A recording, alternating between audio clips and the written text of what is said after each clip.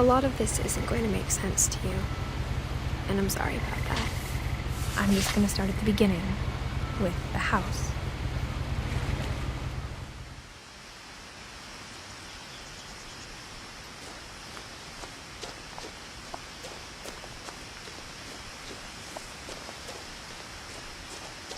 I lived here until I was 11, but I wasn't allowed inside half the rooms.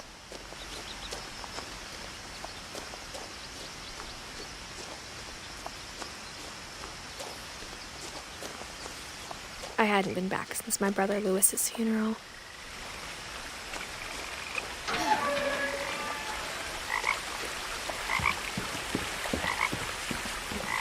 In her will, my mother left me a key, but didn't tell me what it unlocked. Maybe she thought I'd know, or she thought that the mystery would be enough to bring me back.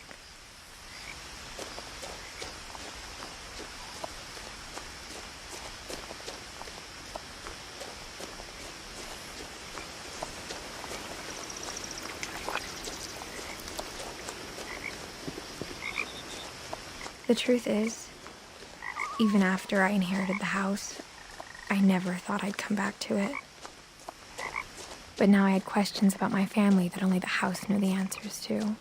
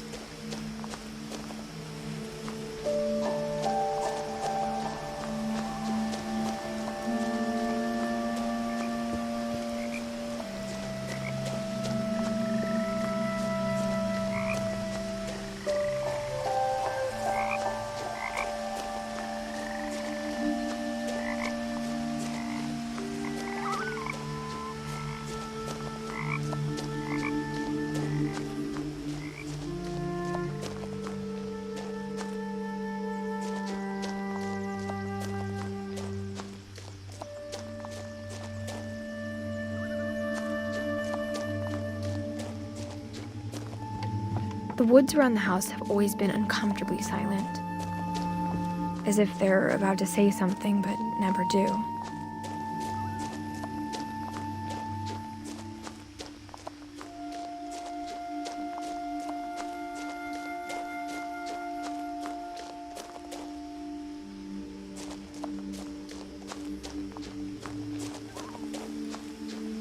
The house was exactly like I remembered it, the way I'd been dreaming about it.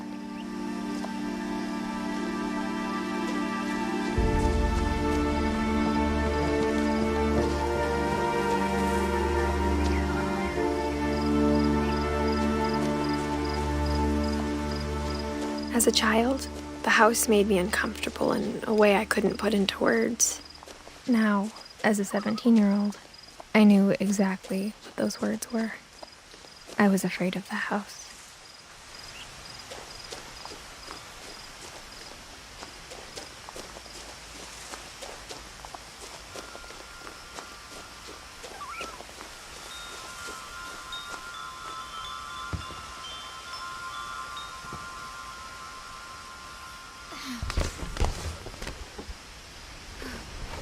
Crawling through the doggy door used to be a lot easier when I was 11.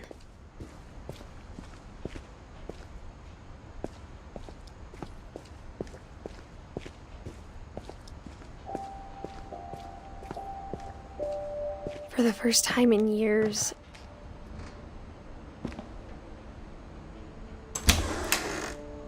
I felt like I was home. But instead of a family, there were just memories of one.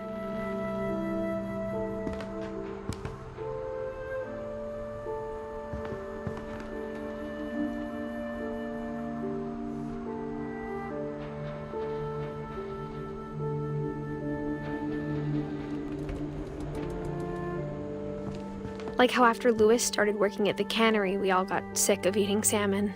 Except our cat, Molly.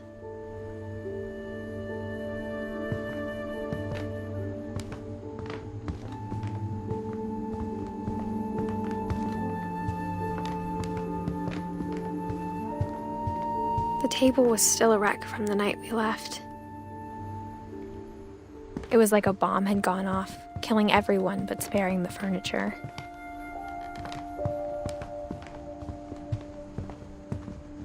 Nothing in the house looked abnormal.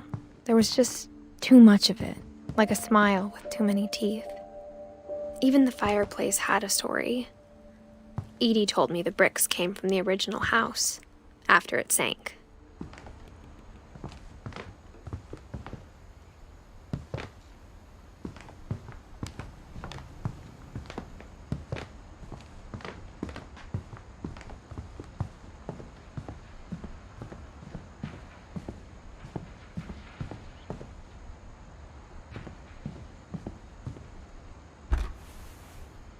Edie told me once that every Finch who ever lived is buried somewhere in the library.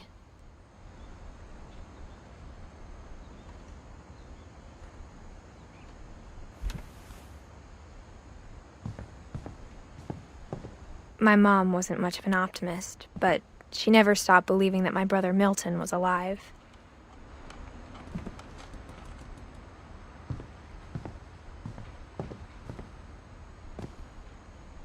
After Milton disappeared, Mom sealed up all the bedrooms. Then Edie retaliated and drilled peepholes.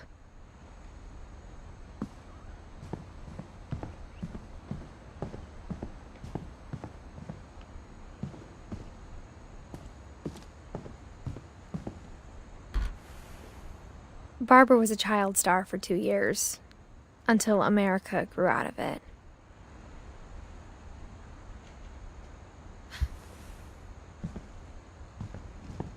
Edie's father, Odin, built the original house.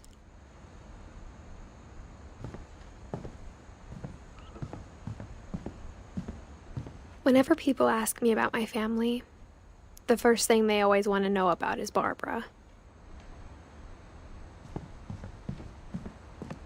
Mom must have locked the third floor stairs on the night we left.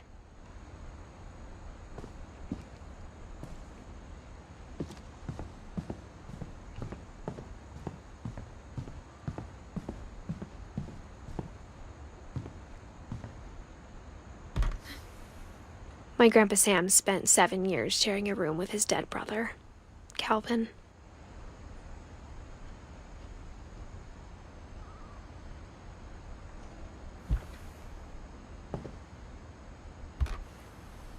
As a kid, I just assumed every house had peepholes and sealed rooms you weren't allowed inside of.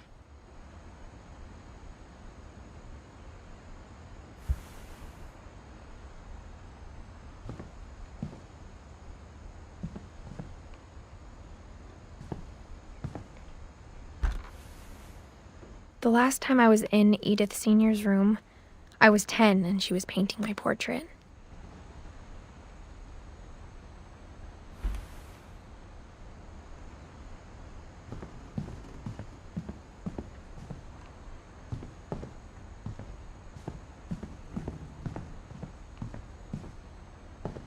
I spent a lot of time playing in Great Uncle Walter's room. I think my mom sometimes regretted not sealing it up.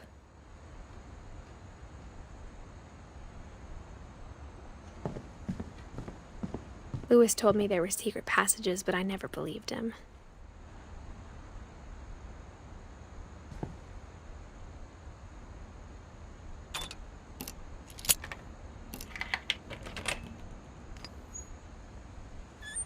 Turns out, my mom was really good at keeping secrets.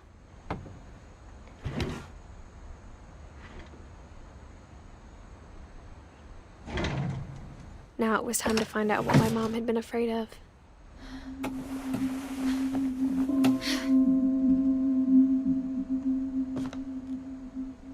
Reading this, maybe it sounds like I had a plan, but I had no idea what was behind that door.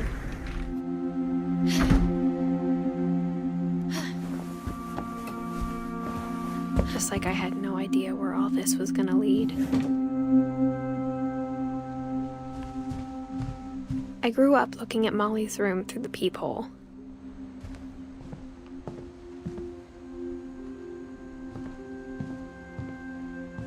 Being inside for the first time, I felt like I'd stepped behind a painting.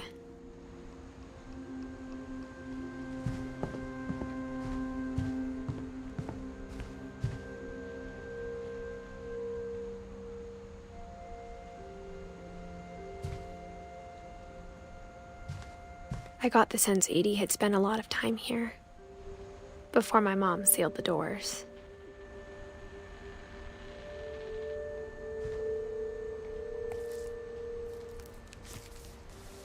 December 13th, 1947. Dear Diary, I'll be gone soon, but I wanted to tell somebody about what's gonna happen.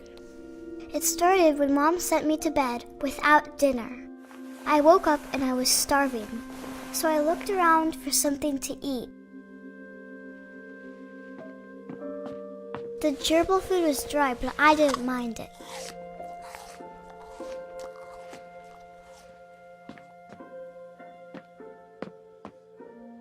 My Halloween candy was all gone.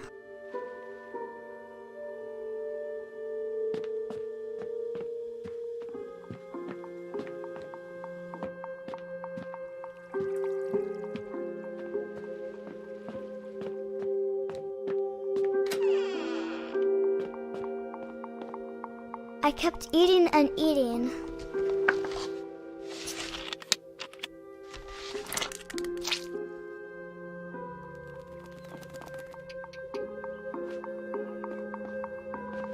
I ate a lot of things that night.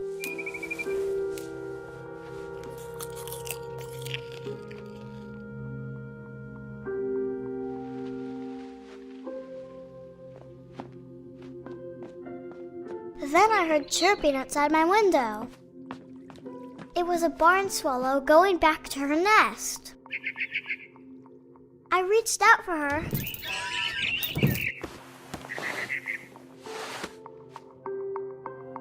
And suddenly, I was a cat.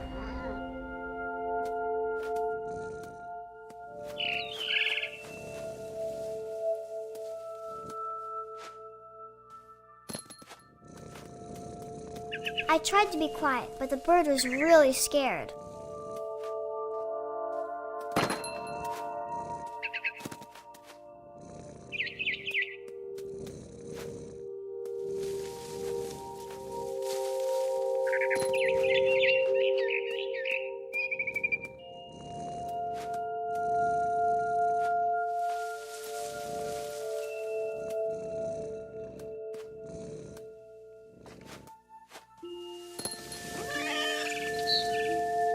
Mom and Dad didn't even look at me.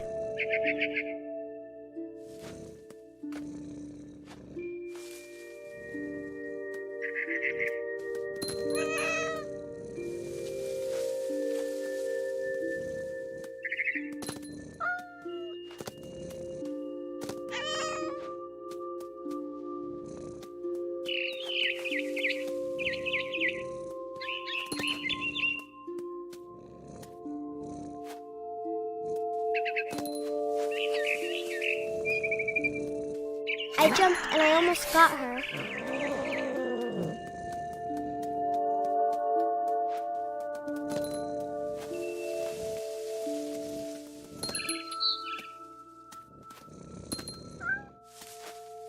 I could tell she was getting really tired. Now I was up in the big tree. I promised Dad I wouldn't climb it anymore. All I cared about was eating that mama bird. I gobbled her up. And suddenly, I was an owl. First, all I heard was the wind. Then I heard little teeth nibbling in the grass.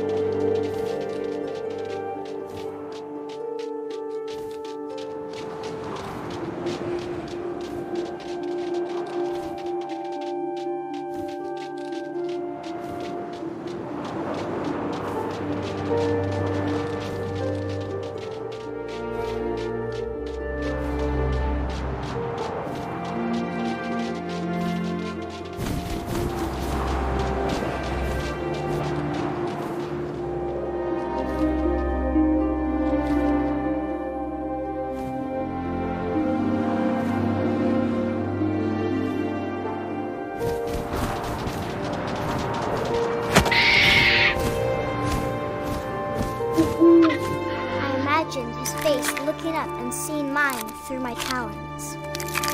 I swallowed him up, and I didn't chew one bit. Then I flew off to find something bigger.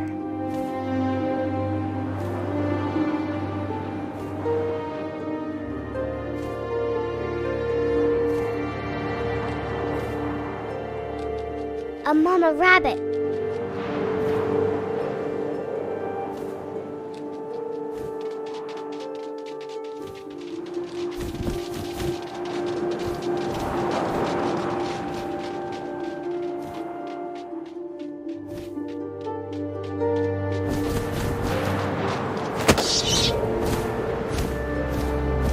She was almost too big to carry.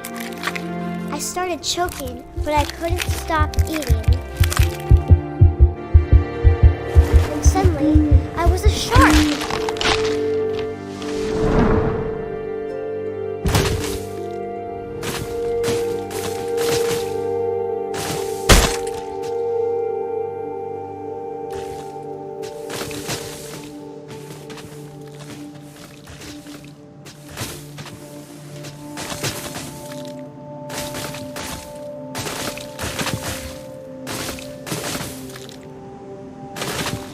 I rolled off a cliff and into the ocean. Now, I was hungrier than ever.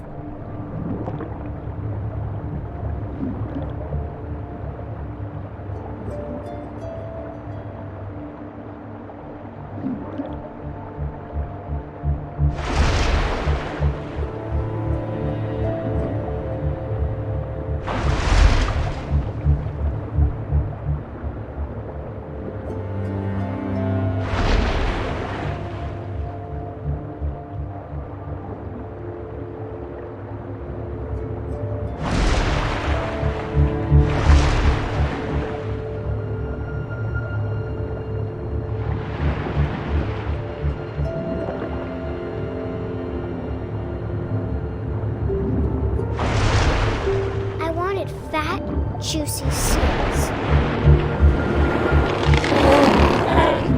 I tore off her flipper, and it tasted really good.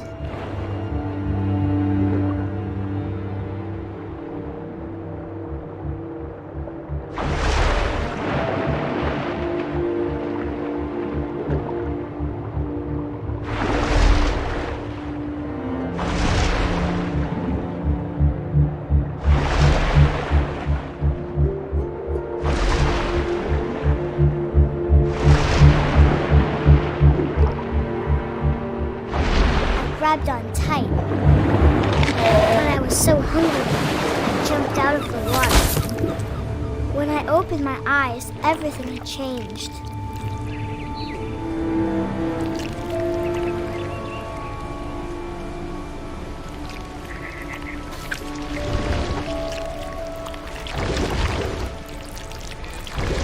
Now I was a monster, and I smelled people everywhere.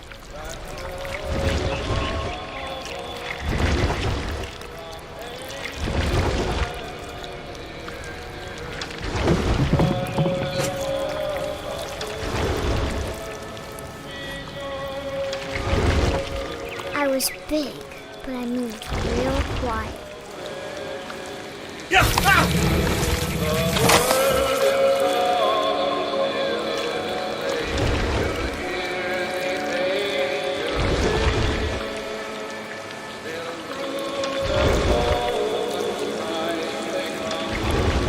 I wanted to stop, but also I didn't. Drunken sailor, what shall we do with a drunken sailor? His belly was rusty.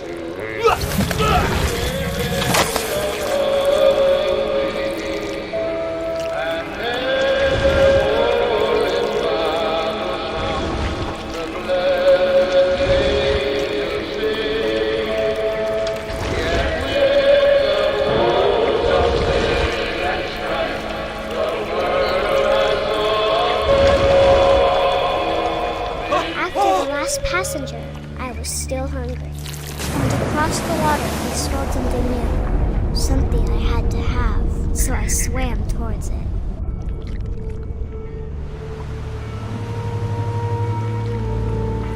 I slithered onto the sand, and the good smell went into an old pipe.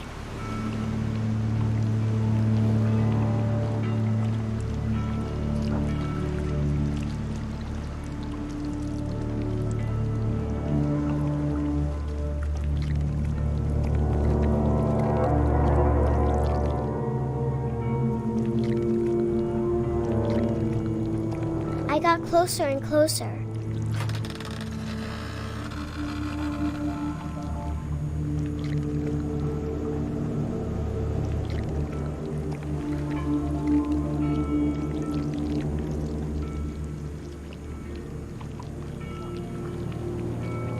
All of my stomach started growling.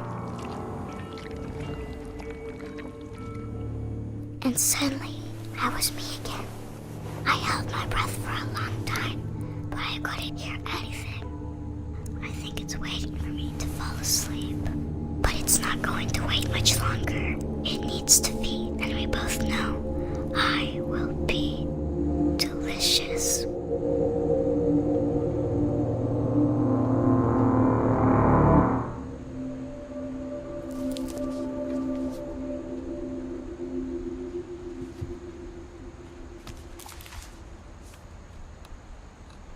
I'm not sure if I believed all of that, but I'm sure Edie would have.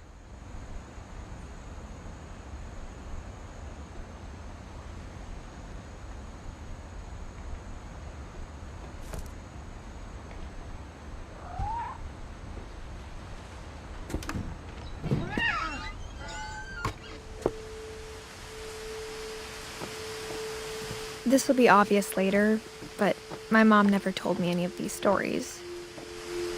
Edie would have, but Mom didn't like bringing up the past. Though, when we adopted a stray kitten, she was the one who named it Molly. I spent a lot of time in Great-Grandma Edie's room.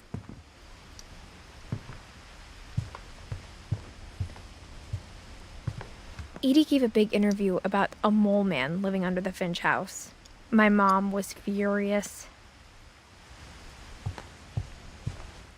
I hadn't thought of myself as Edith Jr. for a long, long time.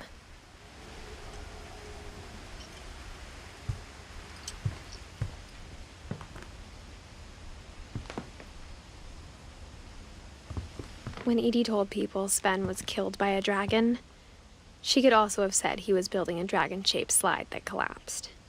She could have, but she didn't.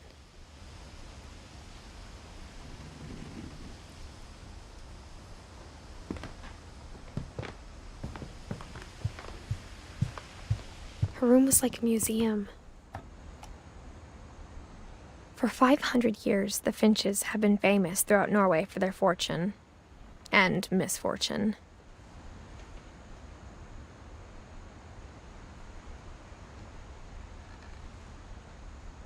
Odin Finch buries the latest victims of the family curse, his wife Ingeborg and their newborn son, Johan. On January 7th, 1937, he set sail with his family and his house, hoping to leave the curse behind. But 40-foot waves off the coast of Washington send the house and Odin to the bottom of the sea. Odin's daughter Edie, with husband Sven and baby Molly, step ashore on their new home, Orcas Island.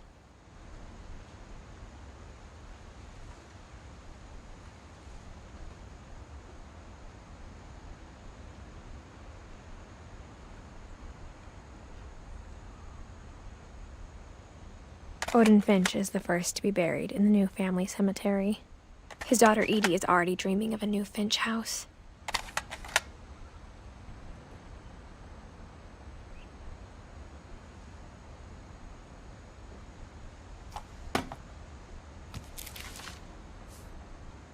Whatever's wrong with this family, it goes back a long ways.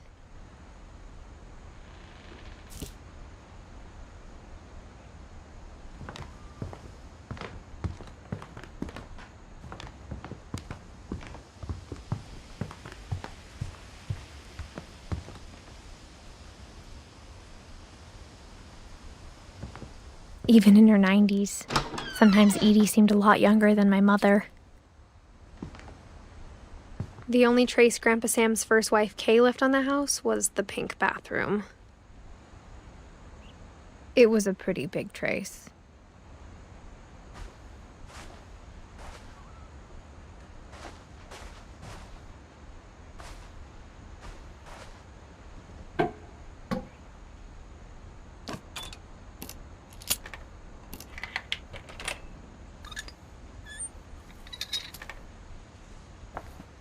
There's a secret in this bathroom.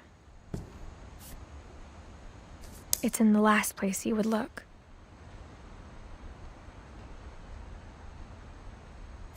It isn't in the cupboard. It's hidden in this book.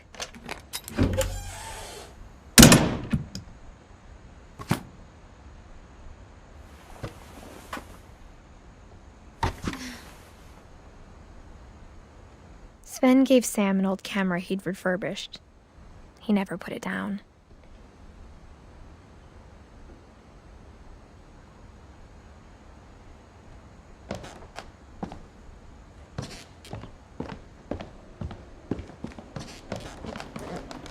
From the paintings on the wall, it was clear my brother Milton had been here before me.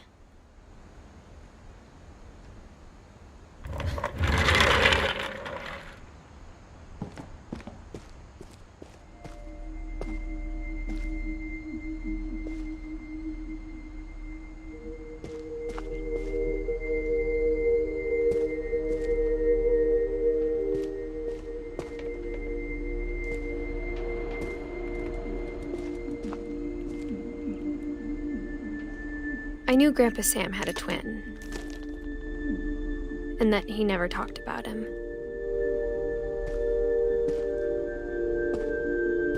I guess my grandpa didn't like history any more than my mom did.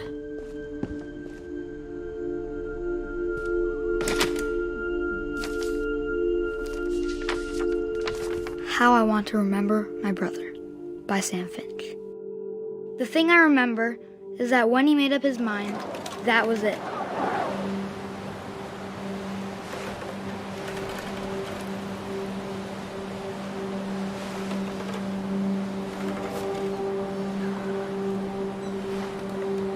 My brother said he'd die before he ate another mushroom, and he did. At Barbara's funeral, we swore we'd never be afraid again, and he wasn't. I think Calvin always wanted to fly. Sam! Calvin! Dinner's ready! Coming! But that day, he finally made up his mind to do it. I told him going around was impossible. Maybe if I hadn't said that,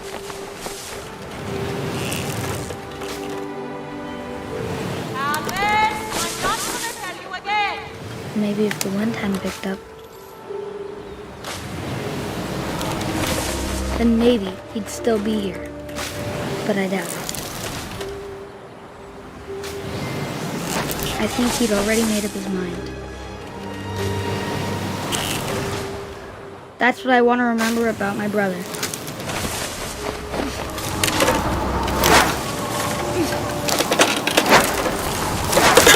The day he made up his mind to fly. And he did.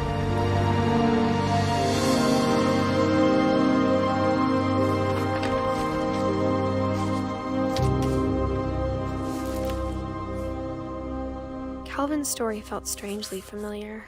When I was younger, I remember trying to do the exact same thing.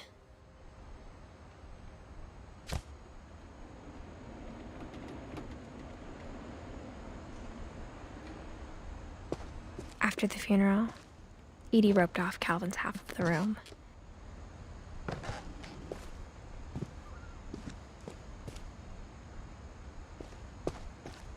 Mom said Grandpa Sam enlisted at 18 and never set foot in the room again.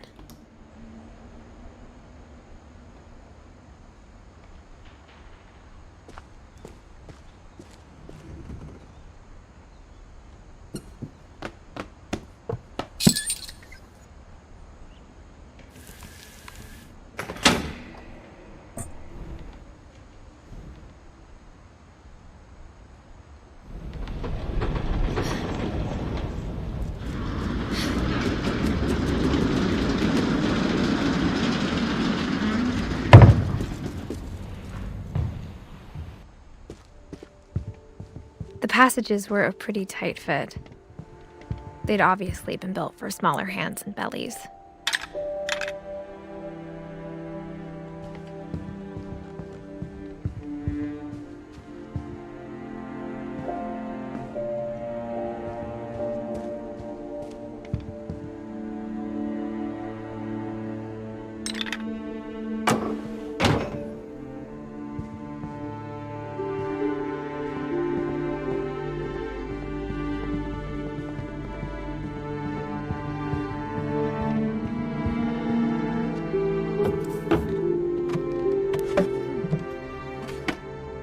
Growing up, I always thought of Barbara as a child star.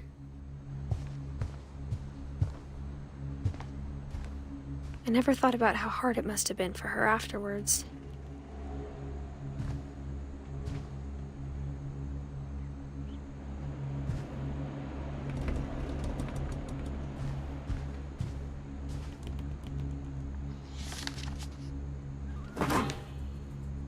Of all the stories people wrote about Barbara's death, I'm surprised Edie saved this one.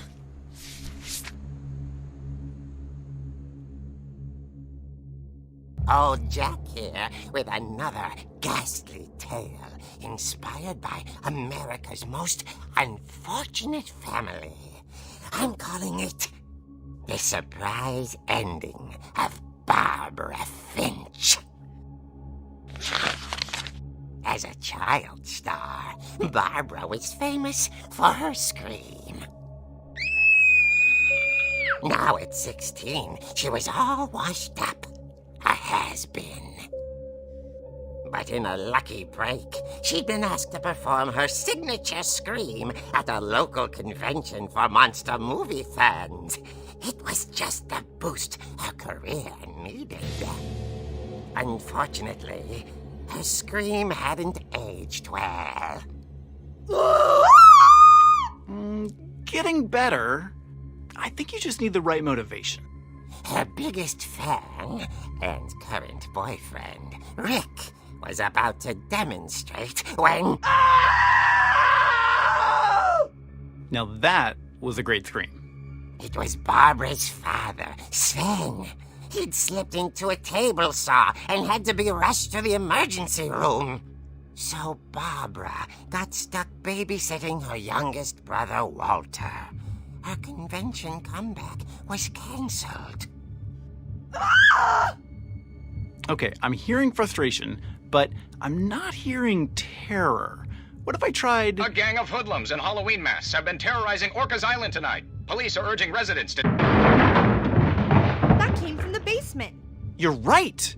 Also, I loved your delivery on that. Why is your basement door locked? Because my dad likes making puzzles and secret passages. There's a key hidden in the music box. The secret is to keep winding and winding until finally the key pops out. Thanks, babe. I'll be back in a sec. 20 minutes later, Rick hadn't returned. So Barbara went to look for him, right on cue. She reached for the music box.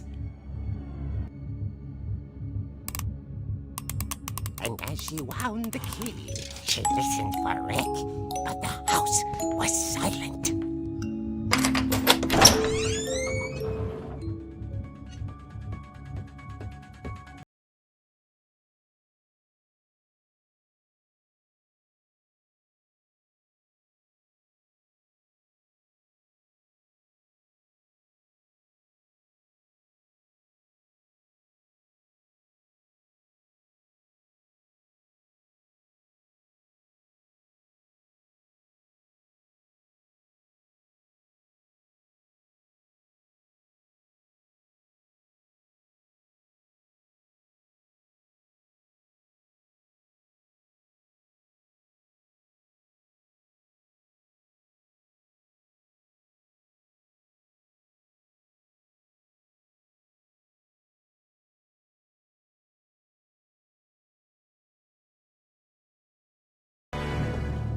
Oh! Rick?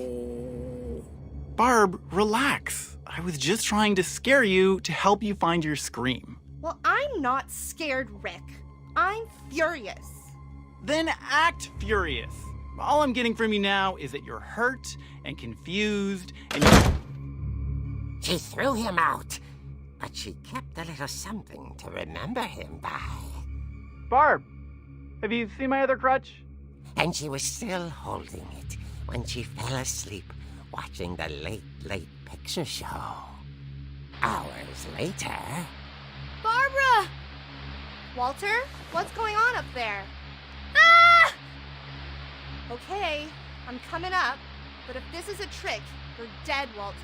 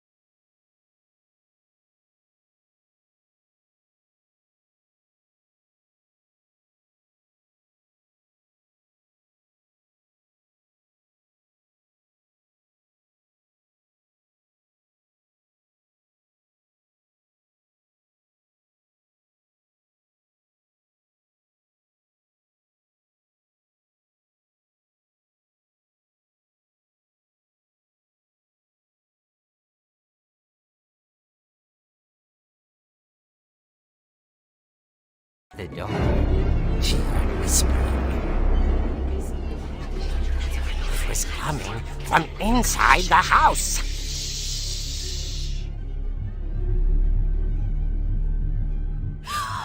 Oh dear. The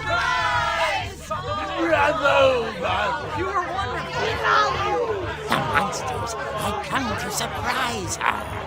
For Barbara, it was a dream come true. Then she saw what kind of monsters they were, and she realized what was about to happen. She was going to be famous. And with her final breath, Barbara Finch gave the performance of her life.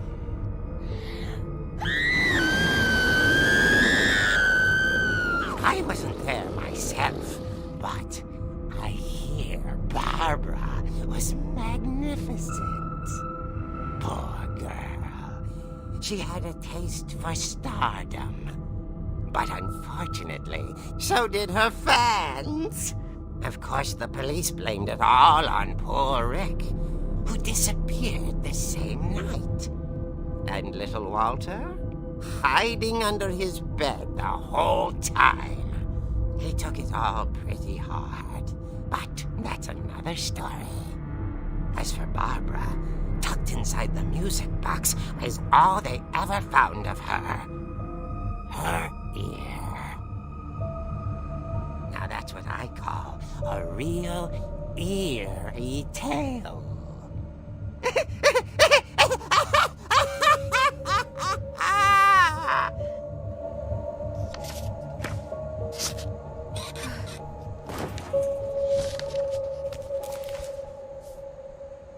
Edie told me all Barbara wanted was to be remembered, as absurd as that comic was. Maybe what Edie saw was a happy ending.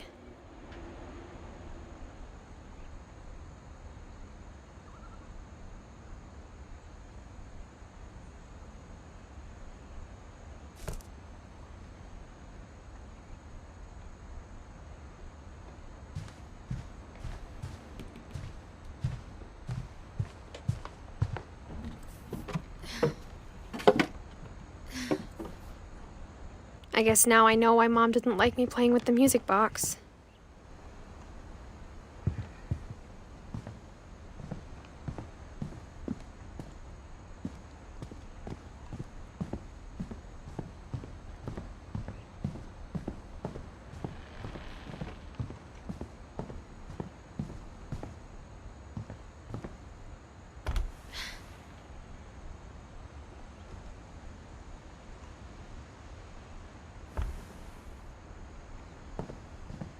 It's funny. All those times I played with the music box and never found the basement key.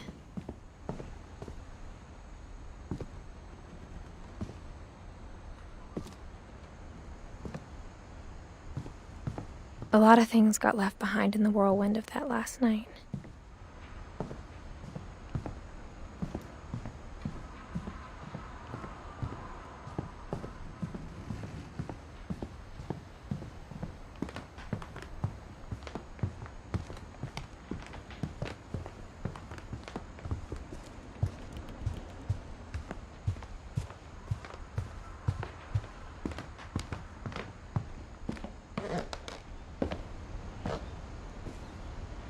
The power had been turned off the night we left. I wonder if that comic was right about there being a key inside the music box near the basement.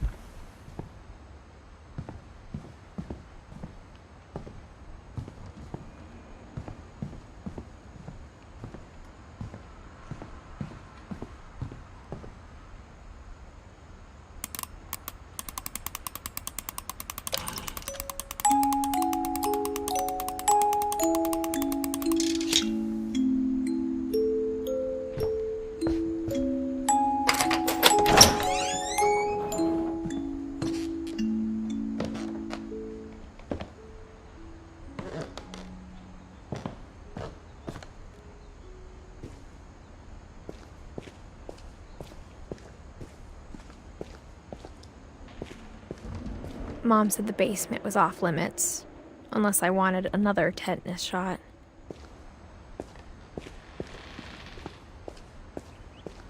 I saw Edie sneak down to the basement once, carrying packages. I thought maybe she was hiding presents. It turned out she was hiding a lot more than that.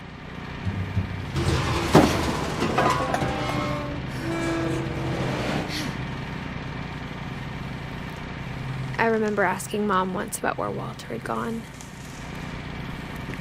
She said after Barbara died, he got as far away as he could. If there's a pattern in all these stories,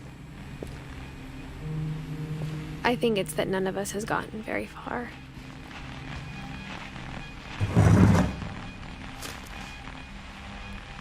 Goodbye, everyone. I can't believe I've been down here for 30 years. On that first day, after the shaking started, I didn't think I'd survive a week.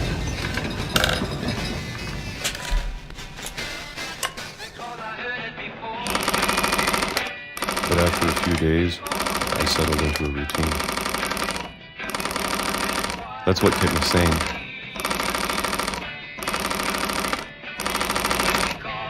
Having a schedule, living for today.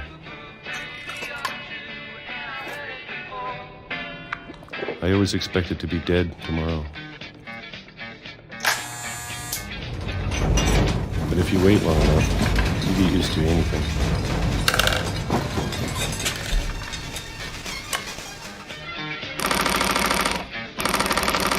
Even a monster on the other side of the door starts to feel normal. Almost friendly.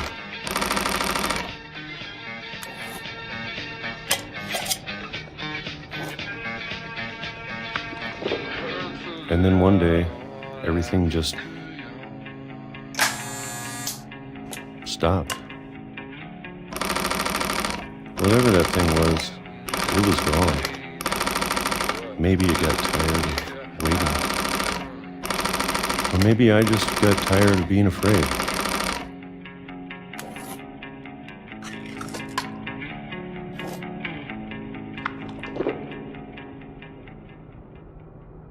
It's been a week now, the longest in 30 years. I'm done waiting. I have to leave while I still can.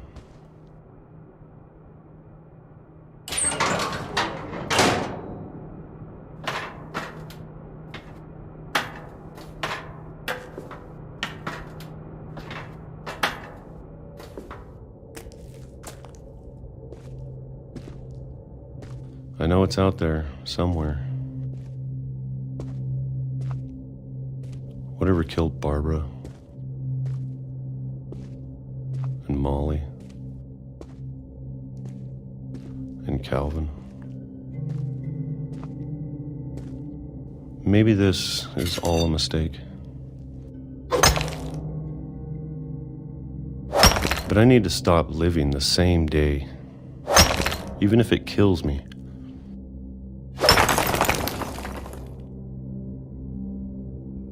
Whatever's out there, I want you to know I'm ready for it. I'm going to appreciate all of it, especially the food.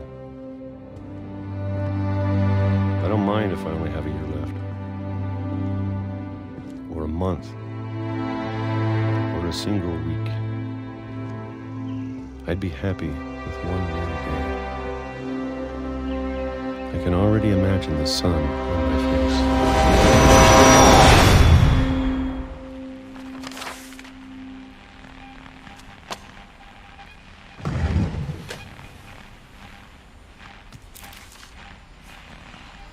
Walter died when I was 6.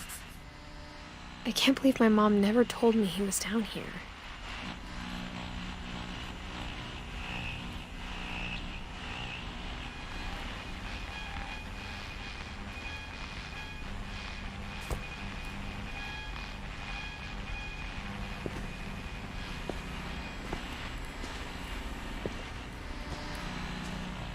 I'm sure my mom was trying to protect me.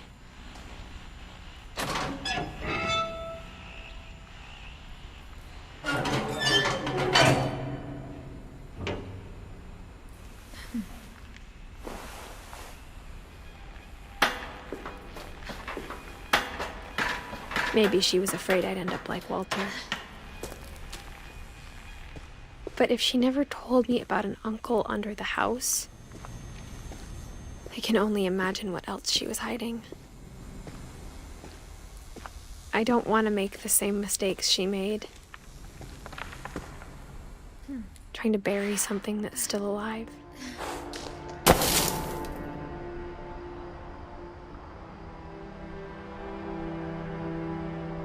Now that there's only one of us left, or maybe 2, I thought it was time I heard the stories for myself and found out what happened to everyone else. But now I'm worried the stories themselves might be the problem. Maybe we believed so much in a family curse, we made it real.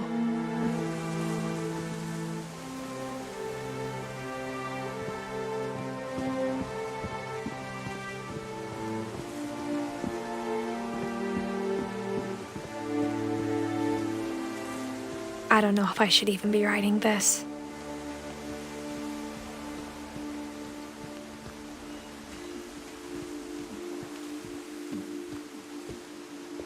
Maybe it'd be better if all this just died with me.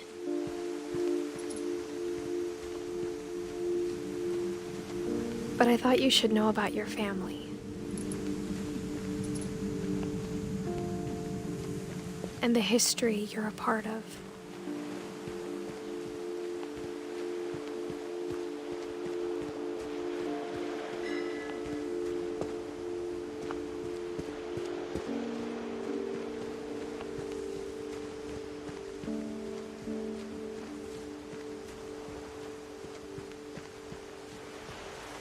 Though to be honest, I feel as lost as you probably do right now.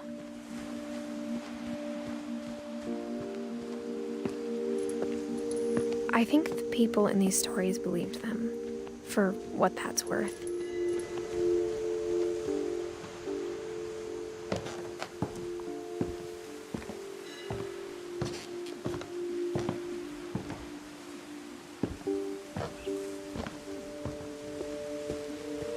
And when you look at the house, that history of imagination and stubbornness and madness, any of it seems possible.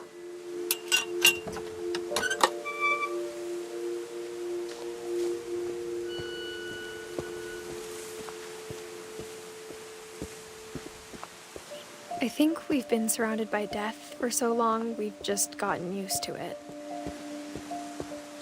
What kind of family finishes building a cemetery before starting the house?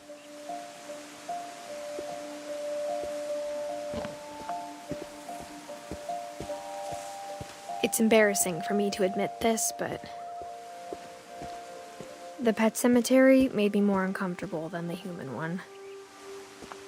3 of the gerbils were mine, and 2 had been my fault.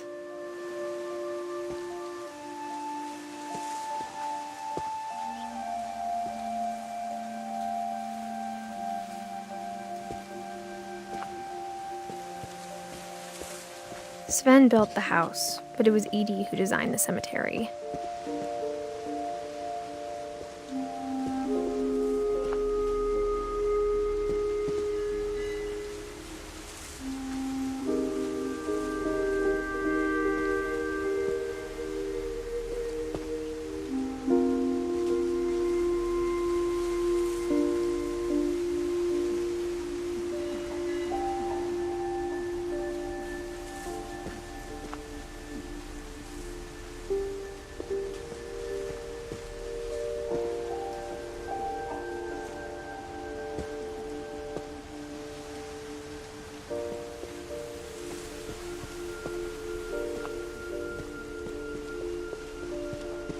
I'm sure Odin's monument had been Edie's idea. My mom was always trying to move on, but for Edie, the past never went away.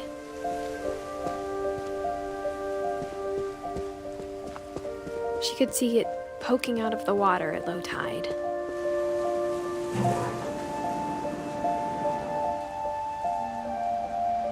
Edie said she dreamed about the old house every night.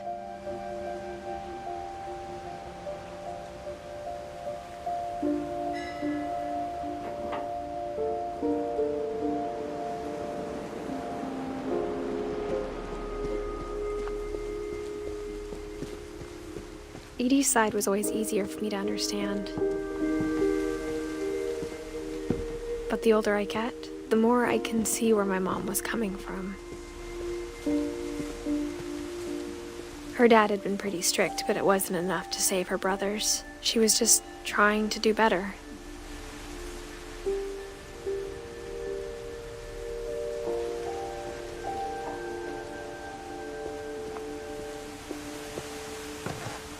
She lost 2 of her brothers, just like I did.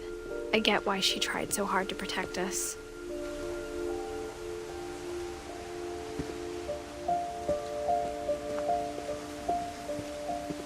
There's so many things I wish I could ask my mom now. Part of me thinks this is what she wanted all along. For me to come back someday and find everything out for myself.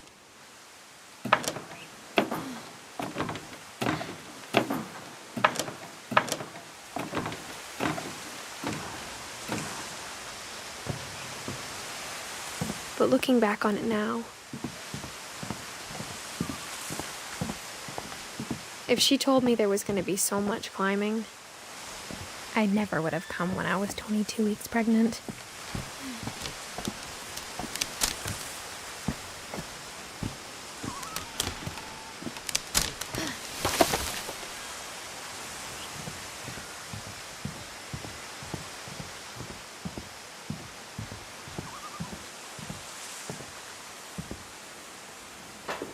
I never met Grandpa Sam, but I think he and my mom had a lot in common.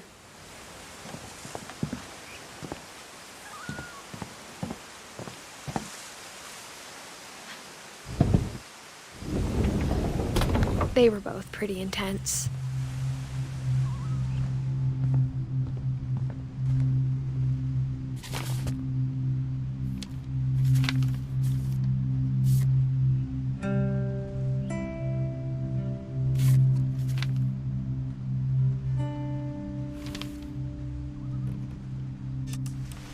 Dawn, I promise, you'll never forget this weekend. Yes, sir. These memories are gonna last a lifetime. Am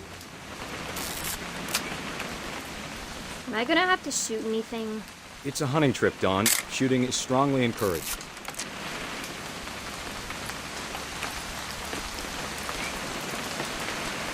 What? Perfect.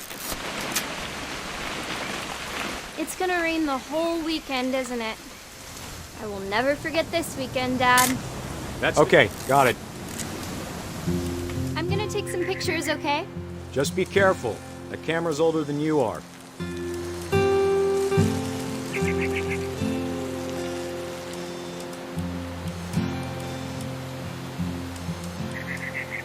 You're right, Dad. It's starting to clear up. Still freezing, though.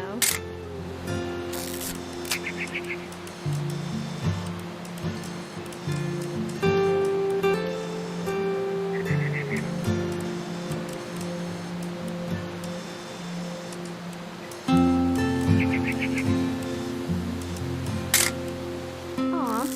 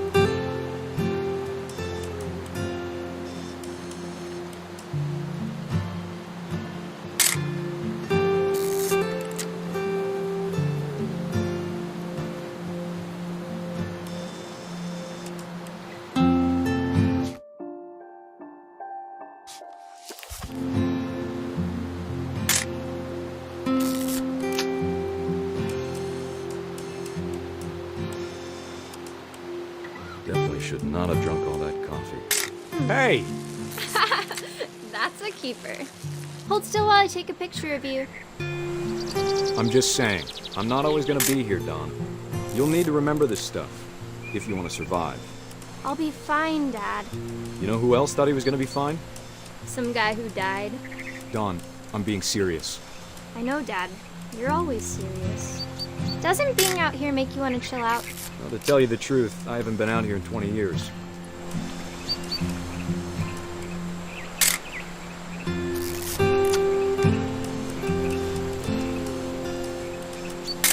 Last time I was with Dawn, don't you think you could find something more interesting to photograph? Your grandpa Sven taught us how to fish, how to build a fire. We found an old logging trail. There were deer everywhere. I bet if I could remember where that trail was, we'd spot a buck for you in no time. Dad! Good eyes, Dawn. Before you take the shot, let me get a picture of you. Dad, Let me get behind you. do I have to do this? Dawn, you don't have to do anything. But if you want to survive, you'll need to be strong. Great shot, Dawn!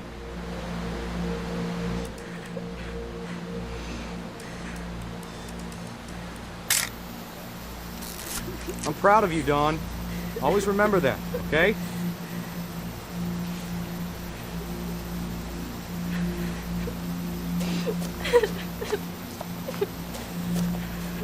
Sorry, Dawn, just gotta reset the timer.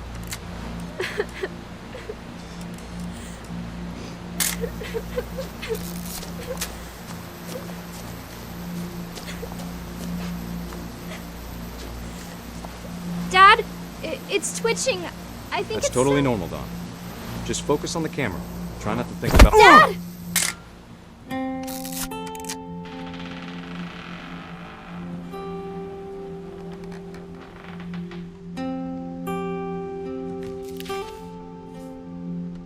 Of all these stories, that's the one I wish most that my mom had told me.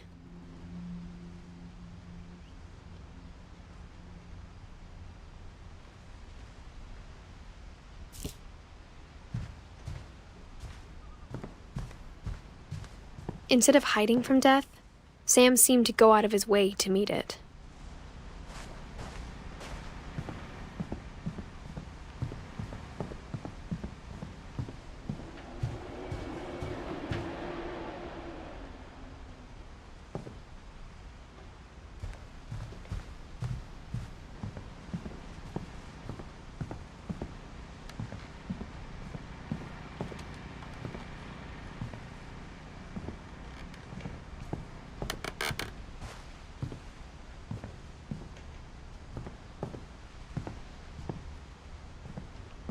Sam spent his life shooting photos, but Mom said he got nervous being in front of the camera. I guess we're all afraid of something.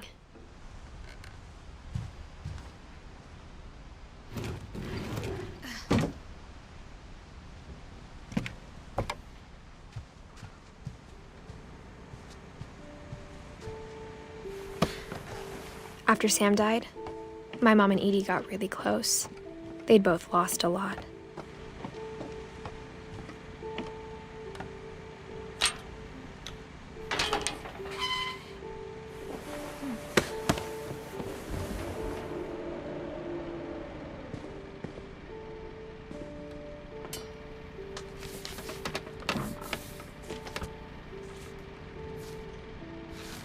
Dear Kay, do you remember the way Gregory used to laugh when he thought he was alone?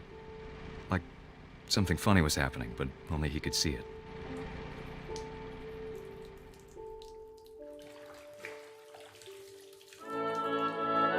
I think he saw things the rest of us don't.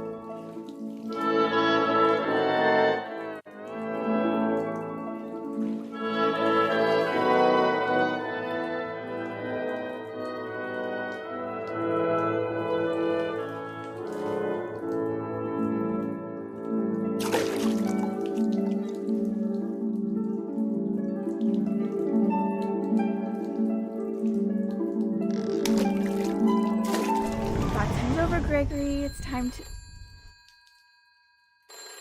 Hold on, sweetie.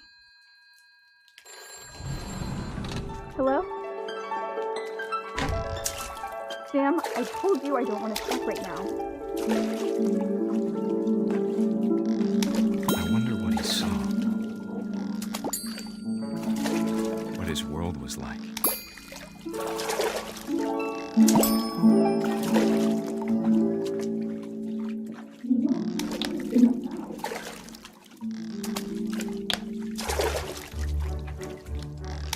He reminded me so much of Calvin. Lost in his imagination.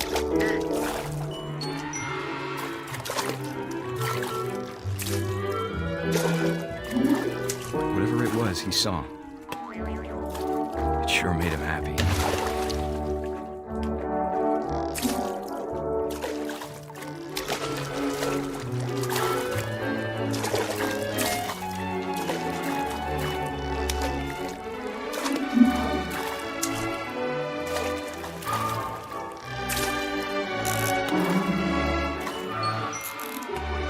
I know how silly it sounds.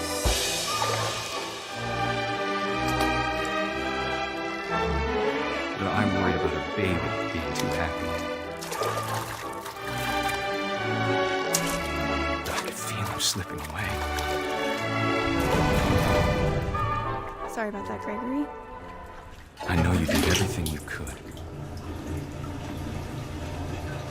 Maybe if I hadn't called that night. Damn it. Hold on, I don't want Gregory to hear this.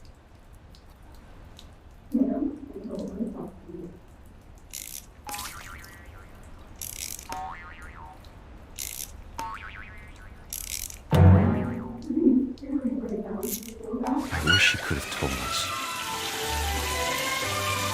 about the world he saw.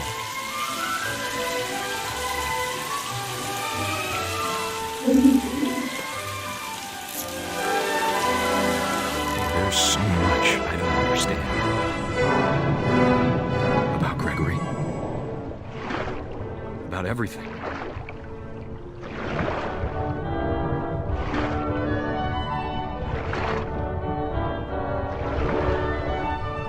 But I know what happened wasn't your fault.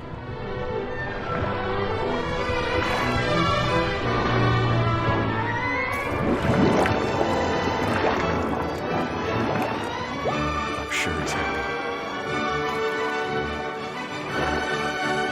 And he'd want you to be happy too. Good luck, Kay. Love, Sam.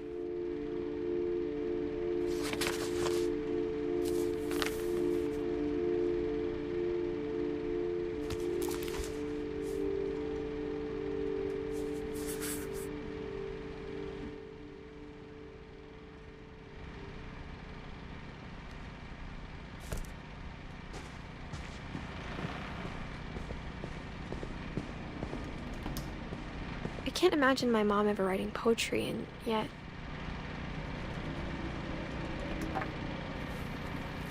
A poem for Gus, who always said the wedding was a bad idea. Our father never hit us kids, at least not very hard, before the day my brother said with teenage disregard that he'd be dead before he'd see a wedding in our yard.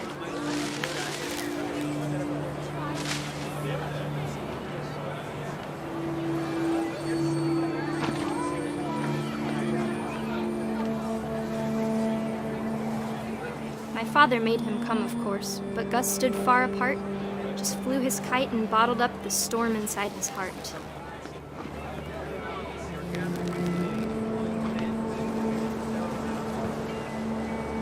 I tried to talk him out of it, but though he'd never met her, we don't need a stepmom were the words that I now remember. pronounce you husband and wife. You may kiss the bride.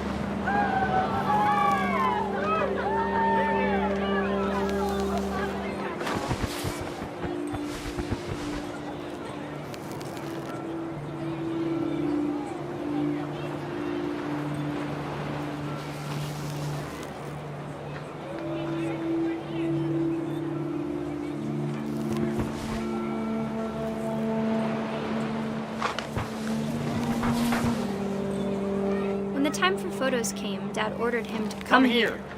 But Gus declined, and as a sign held up his middle finger.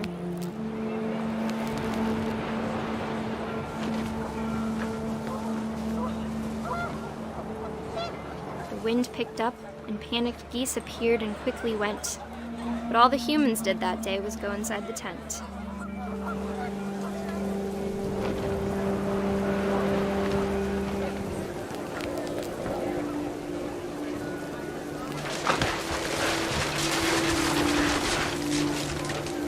The rain came down in buckets then, but no one seemed afraid that nature might destroy the tent our dad had crudely made.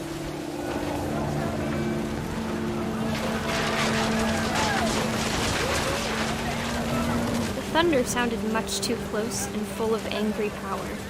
But all my father said to this was, "Make the music louder."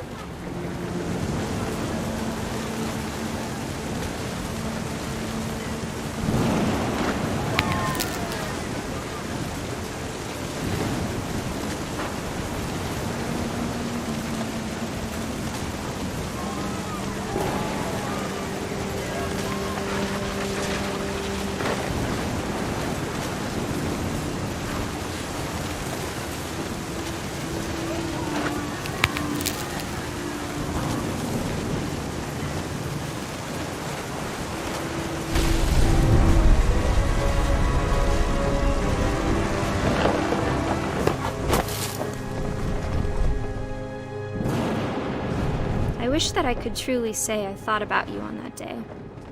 Out there on the beach alone, just you, the wind, the sea, and foam.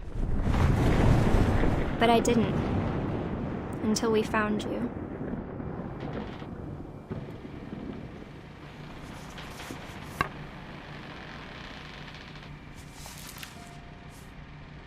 She never talked about him, but Mom told me once if I was a boy, they were going to name me Gus.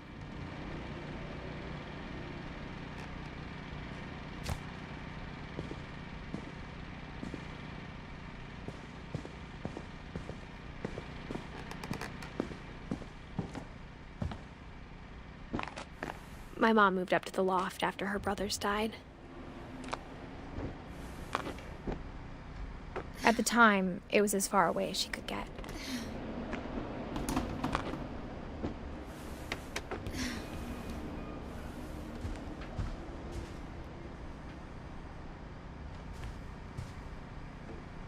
She spent a summer building houses in Calcutta, where she met my dad, Sanjay.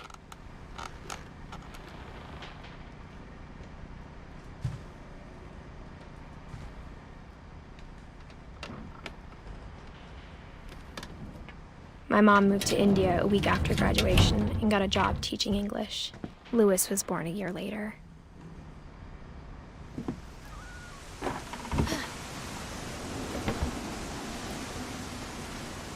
When my dad died, I don't think Mom knew where else to go. I'm sure Edie was happy to have her back.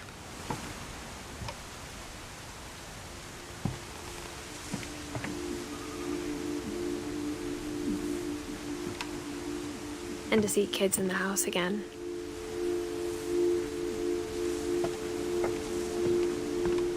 The house had to get a little bigger, but Edie was used to that. And for a while, things were good. Almost normal, but it didn't last.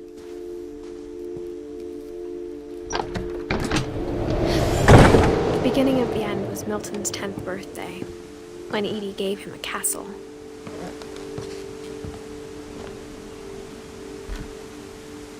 After Milton disappeared, the only thing he left behind was a room full of paintings.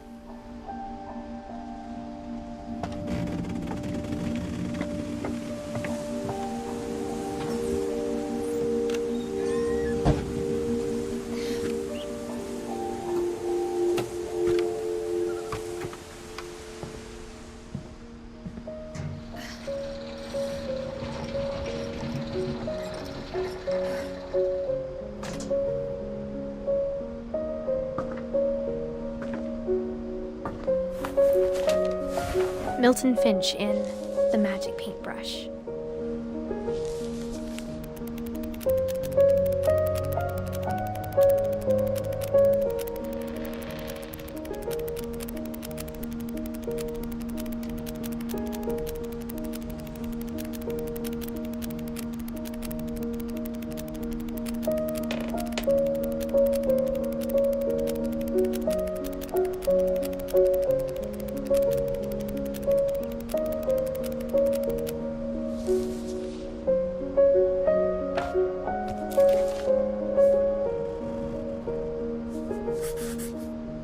I was 4 when Milton disappeared.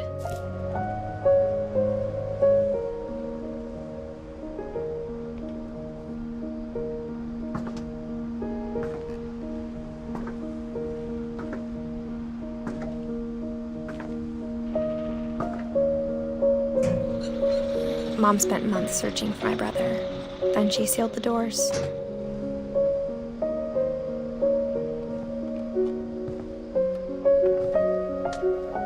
Whatever Milton had found in the house, Mom didn't want it getting out.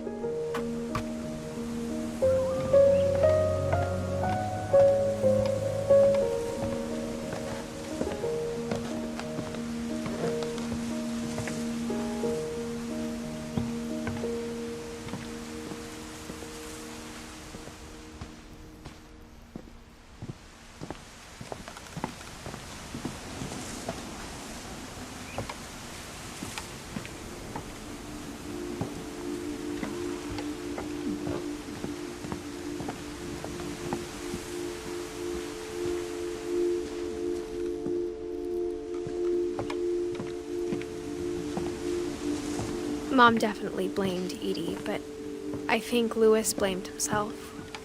After he graduated, he just spent more and more time in his room, until Mom got him a job at the cannery.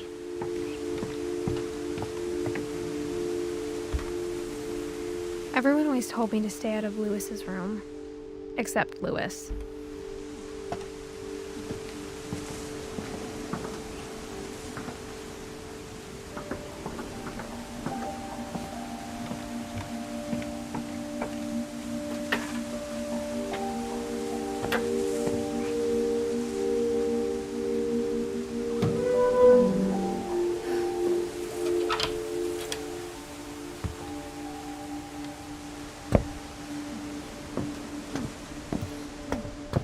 Louis's room smelled very, very familiar.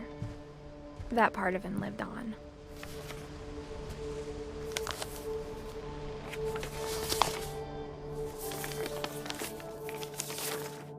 Dear Mrs. Finch, as Louis's psychiatrist, I can understand your desire for an explanation. As I see it, the trouble began in January, shortly after we convinced your son to seek treatment for substance abuse. Newly sober, I believe Louis first noticed the monotony of his daily life.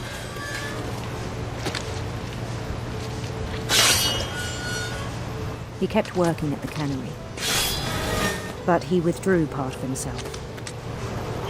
In our sessions, I saw the same behavior. His mind began to wander. I asked him to describe it.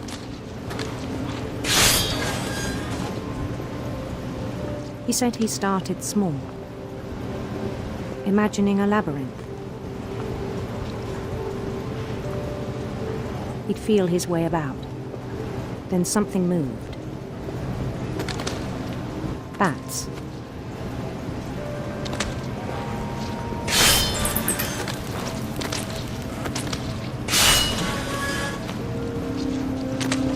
And toads.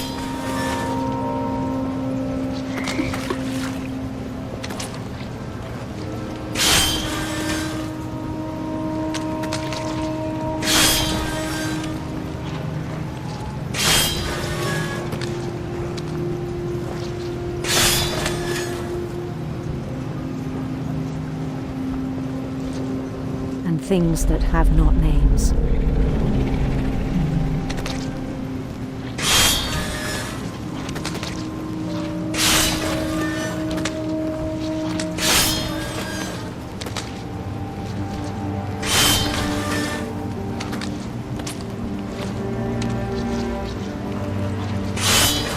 He knew it was all in his head.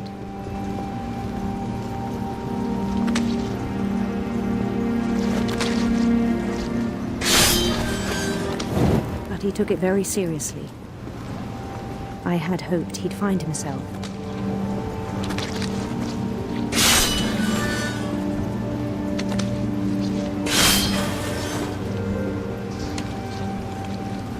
But he found something more.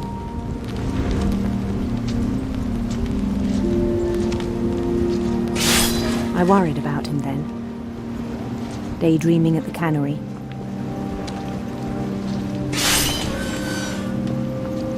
I spoke with his boss, but he said Lewis had become a model employee. Methodical, tireless, focused. Like a whole new Lewis. So I let him go on.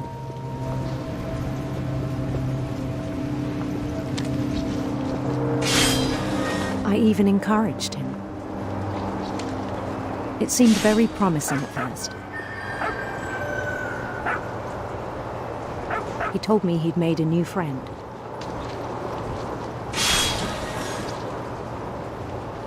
On the edge of a city he named Lewis Topia.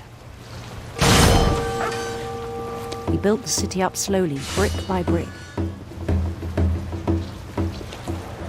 Then he made musicians.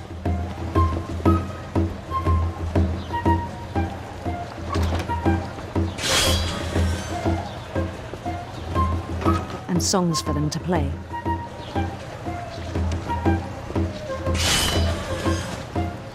He talked about starting a band. And he was always humming something. Every day his imagination grew stronger.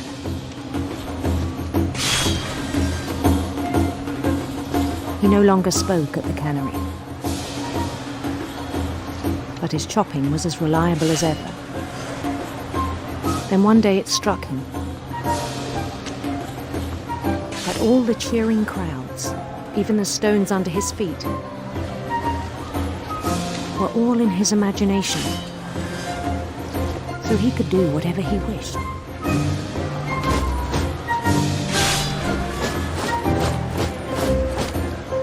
He held an election for mayor, and he won.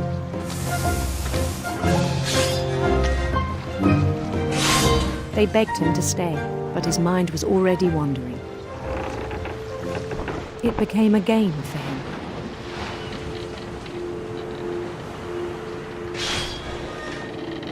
He'd conquer a city, then immediately push on. New Louisville.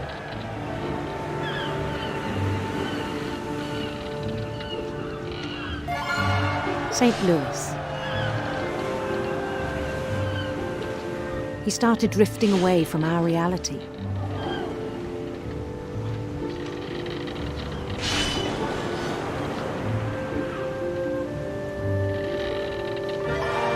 Minneapolis. Until one day he forgot to go home from the cannery. Even as his mother pleaded with him, part of Lewis kept sailing on.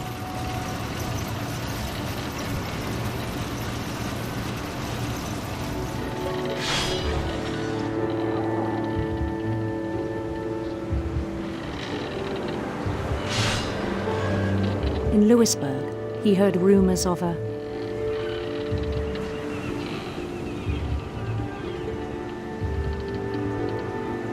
handsome queen.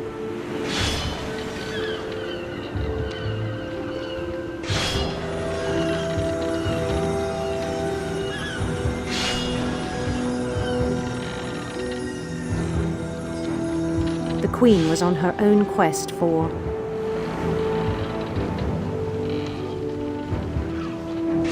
sinister serpents.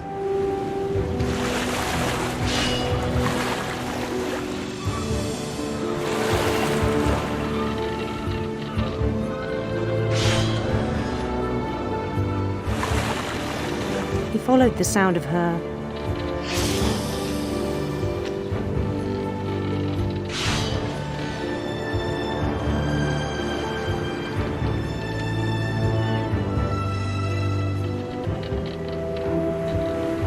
electric sitar.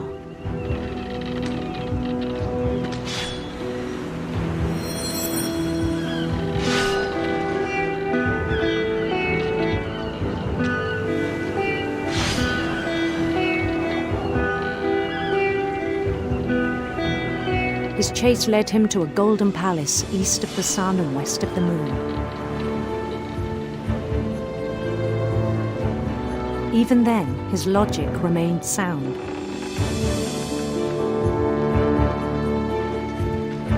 He knew the world was all in his imagination.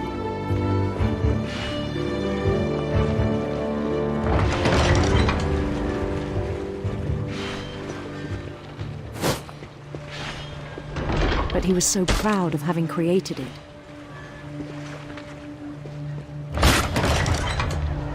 In his own eyes, he'd become something greater than a king.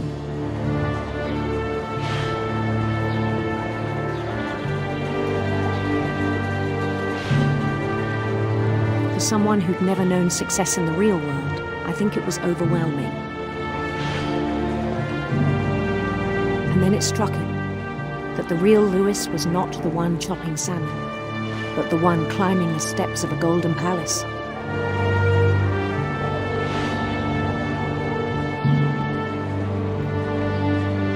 My imagination is as real as my body, he told me.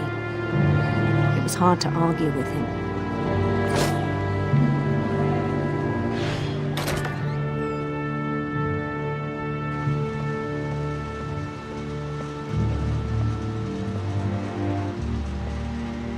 We began to forget the world we know.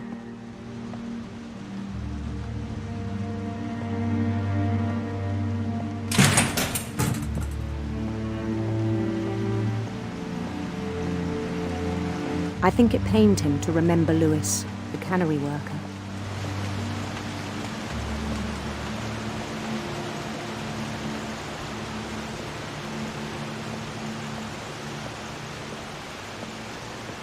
He began to despise the man with a royal contempt.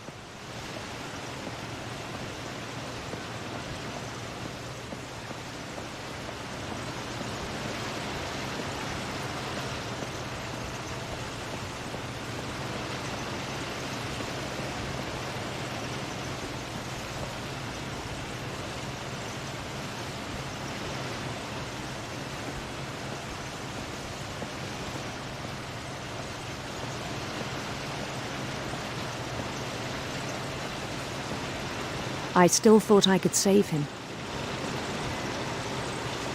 Even after he said he was being crowned king over all the lands of wonder.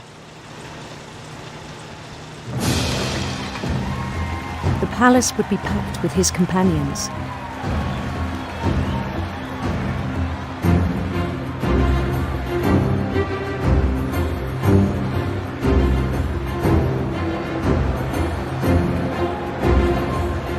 Including the wise Calico who'd insisted on advising him.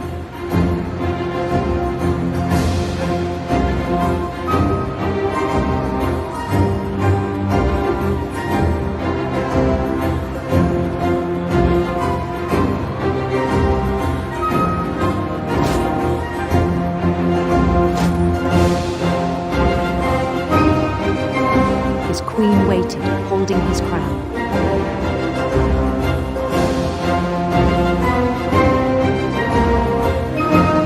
There was only one thing left to do.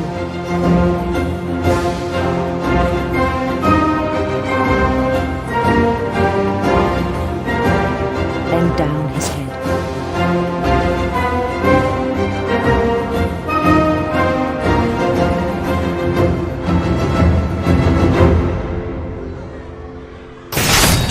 And the rest I think you know.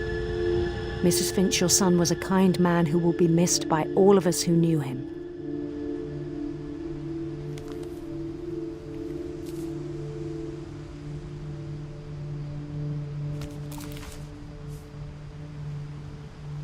My brother was really cool. I wish you could have met him.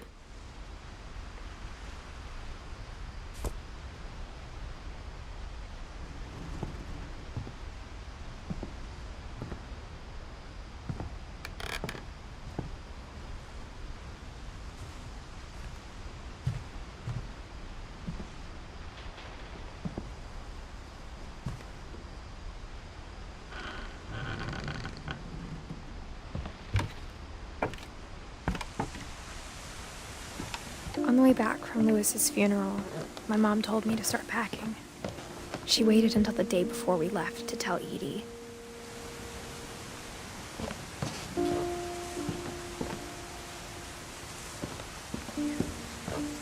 I'm not sure if she wanted to make it easier or harder.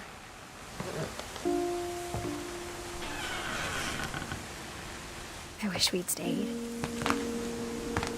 But I understand why we left.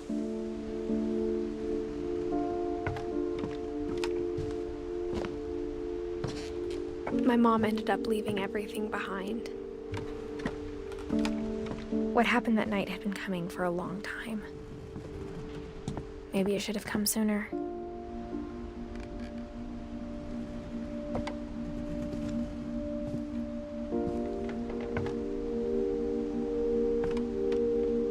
But it had to end one way or another. All that's left now was to tell you about that last night.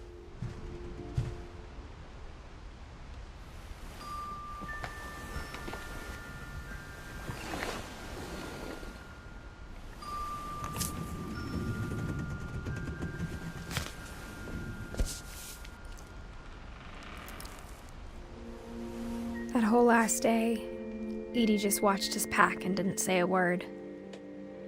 Until supper, when she raised her glass and said, "To our final night together, and all our final nights apart." Grandma, you know what I said about alcohol. Some of your medications are very Edith, specific. I left a present for you in the hallway. Why don't you go open it?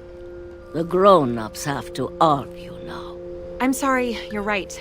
We're all leaving tomorrow. Let's just enjoy our last... I'm not leaving. Edith, you're excused.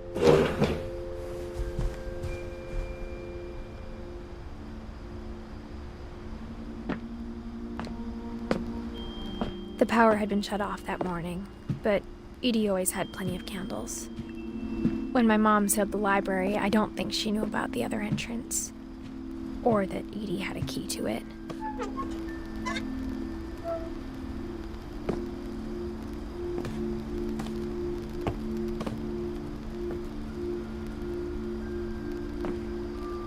That thing you're afraid of isn't going to end when you leave the house. Edith has a right to know these stories. My children are dead because of your stories. I think it's best if Edith and I leave tonight. We'll have the nursing home send a van for you in the morning. Okay? Dear Edith, there's so many stories I wish I could tell you, but there's only time for one. This is about what happened on the night you were born. That night, the tide went way, way out. It was the first and last time I ever saw the old house aground. There'd been an earthquake out in the middle of the ocean. They called it the lowest tide in 1,000 years. God, it smelled awful. You know, I've seen that house every day of my life.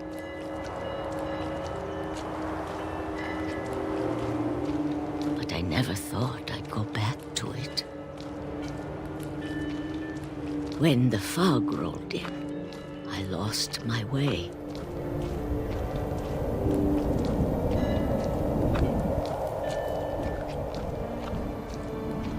I got turned around.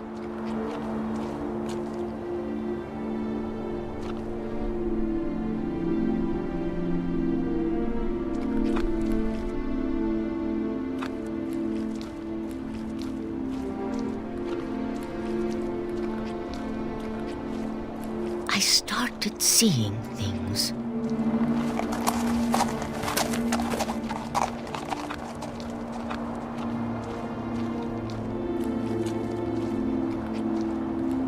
Things I'd forgotten had ever existed.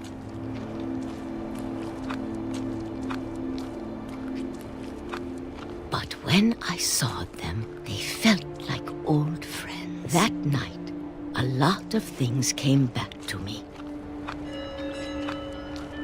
Or maybe I came back to them.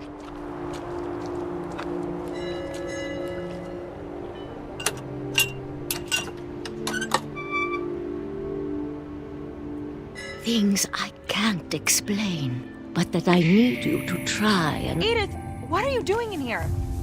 It's mine. Edith! Mom, you're gonna rip it! Let go! I kicked and screamed, but Mom dragged me to the car.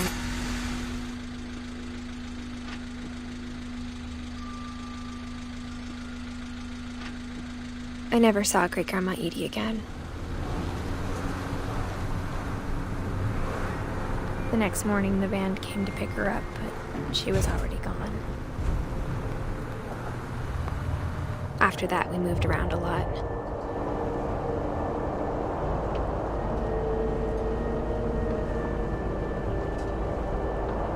We both tried to make the best of it.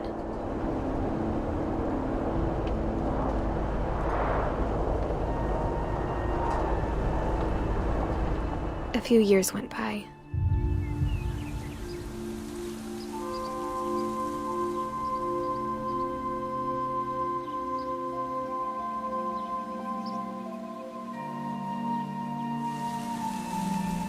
My mom didn't like to talk about it, but she started getting sick a lot. The rest happened pretty quickly.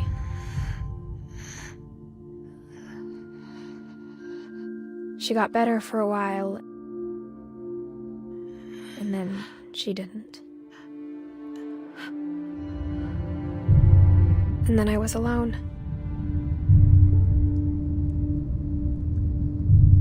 The last Finch left alive.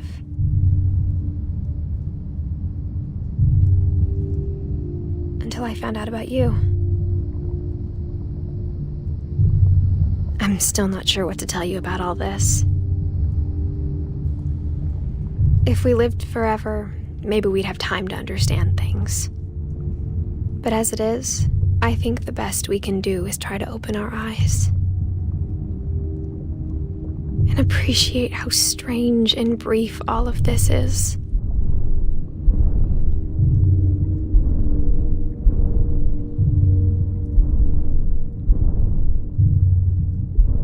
This journal was supposed to be for you. But now I hope you'll never see it. I just want to meet you and tell you all these stories myself. But I guess if you're reading this now, things didn't work out that way.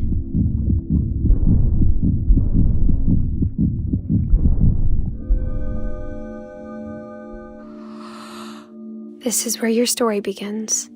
I'm sorry I won't be there to see it. It's a lot to ask, but I don't want you to be sad that I'm gone. I want you to be amazed that any of us ever had a chance to be here at all. Good luck.